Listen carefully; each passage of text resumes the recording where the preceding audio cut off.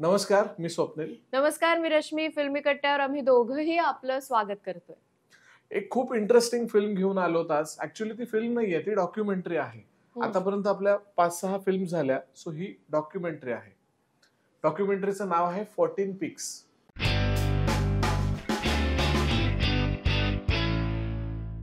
हे सगळं सत्य असल्यामुळे प्रत्येक क्षणाला उत्कंठ आपल्याला या फिल्म मध्ये जाणवत राहते. रोमहर्षक अनुभव आपल्याला फिल्म बघत असताना मिळत राहतो. जगामध्ये 8,000 मीटरपेक्षा उंच अशी एकूण 14 शिखरं आहेत. ही सर्व शिखरं सर करावी हे स्वप्न एका ट्रेकरने बघितलं आणि ती पूर्ण करण्यासाठी त्याला जवळपास 16 वर्ष लागली.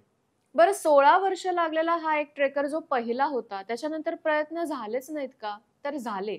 बऱ्याच जणांनी प्रयत्न केले. त्यातला एक प्रयत्न असा होता की 7 वर्ष आणि काही दिवस एवढ्या कालावधीमध्ये ही 14 शिखरं एकाने पार केली होती.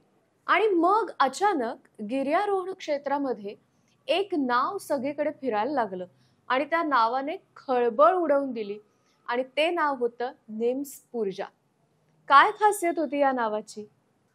निम्सपूर्जा म्हणजेच निर्मलपूर्जा, नेपाळचा एक ट्रेकर, त्याने एक मोठं स्वप्न बघितलं की हे जे 7 वर्ष लागली रेकॉर्ड बनवायला, ते आपण 7 महिन्यात पूर्ण करून दाखवू.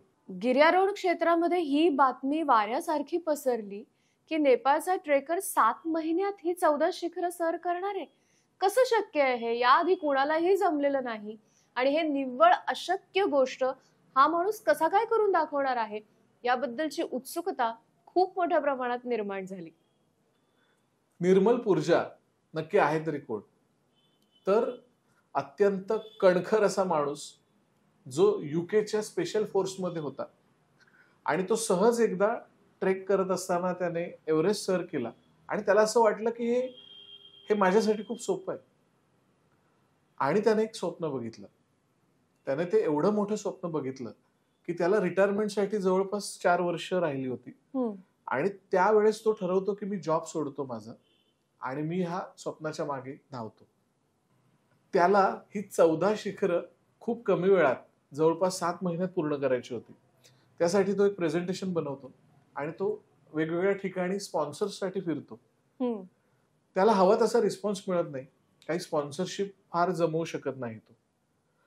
पण त्याने बघितलेलं स्वप्न त्याला झोपू देत नसतं.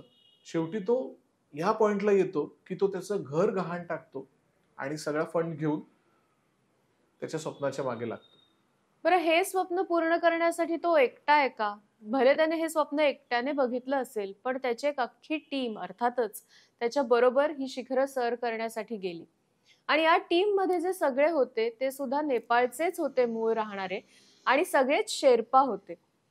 हे स्वप्न किंवा ही मोहीम आता आपण म्हणूया, या मोहिमेचं स्वरूप असं झालं की निम्सपूर्जाने ठरवलं की बऱ्याचदा विदेशी जे येतात माउंटेनियर्स, ते वर चढतात, छान छान सगळी शिखरं पार करतात, त्यांच्याबरोबर शेर्पा असतात, ते सगळे मूळ नेपाळचे असतात, पण श्रेय त्यांना मिळावं तितकं मिळत नाही.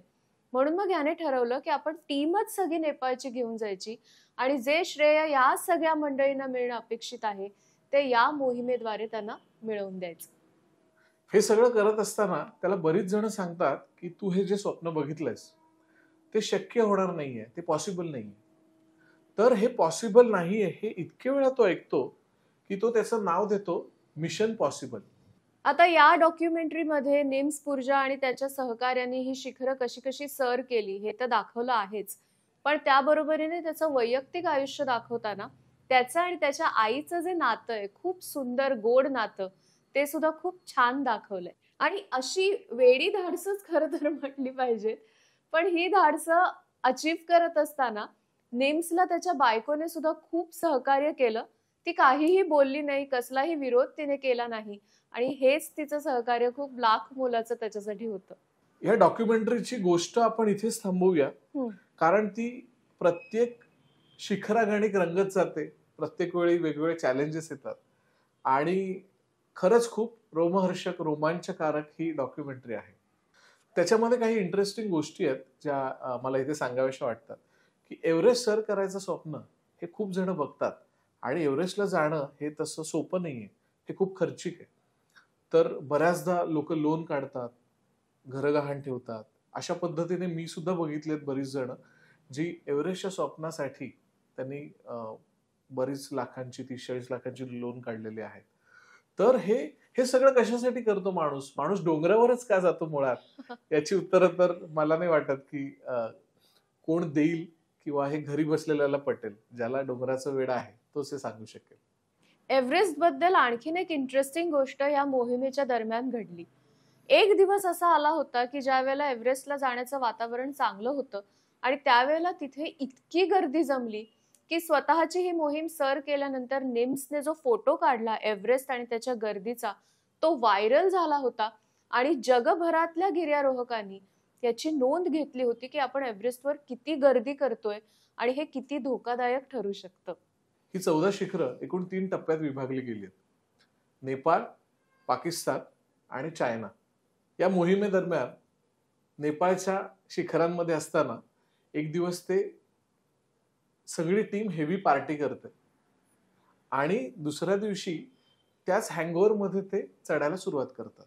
आता ही डॉक्युमेंटरी आहे, त्यांनी जसंच्या तसं सगळं खरं दाखवलेलं आहे. ठीक आहे. तर हे त्यांना किती झेपतंय नाही झेपतंय, चूक बरोबर हे सगळं बाजूला ठेवून आपण ते प्युअरली एन्जॉय करू शकतो. हे जे वेडधाडस केलंय त्यांनी हँगओव्हरमध्ये ट्रेक करणं, त्याच्यानंतर पुढे काय घडतं आणि त्यांना किती कठीण प्रसंगांना सामोरं जावं लागतं हे सुद्धा त्यांनी व्यवस्थित डॉक्युमेंट केलेलं आहे. याच्या आधीचे जे प्रयत्न झालेत म्हणजे ज्या गिर्यारोहकाला 16 वर्ष लागली किंवा त्याच्यानंतर ज्याला 7 वर्ष लागली त्यांनी ऑक्सिजनचा वापर अगदी वरपर्यंत जाताना केला नाही आणि म्हणून त्यांना इतका वेळ लागला असं या डॉक्युमेंटरीमध्ये नमूद केलंय. पण निम्स पूर्जा आणि त्याच्या सहकाऱ्यांनी हायब्रिड पद्धत वापरली म्हणजे योग्य वेळ आल्यानंतर ऑक्सिजनचा वापर करायचा आणि मग पुढे जायचं. अशा पद्धतीने त्यांनी ही सगळी मोहीम केली आणि त्याचंही बऱ्यापैकी त्याच्यावर चर्चा झाल्या. काही जणांनी त्याचं कौतुक केलं, काही जणांनी वेगळी मतं नोंदवली. 14 पीक्स का बघावा? बर्फ बर्फ बर्फ आणि उंची हे जर अनुभवायचं असेल तर 14 पीक्स बघितलाच पाहिजे. थराराची परिसीमा काय असू शकते यासाठी बघायला हवं. एकाच्या विचारातून साकार झालेली ही मोहीम टीमवर्क कशी ठरू शकते हे जर अनुभवायचं असेल तर 14 पीक्स बघायलाच हवा. ट्रेकिंग कम्युनिटीने मिशन पॉसिबल काय होतं हे जाणून घेण्यासाठी बघायला हवं. शिखर चढतानाचा थरार आणि त्या बरोबरीने निम्स पूर्जाचं वैयक्तिक आयुष्य ह्याची खूप सुंदर सांगड ह्याच्यामध्ये घातली. ती जर अनुभवायची असेल तर ही डॉक्युमेंटरी पाहायलाच हवी.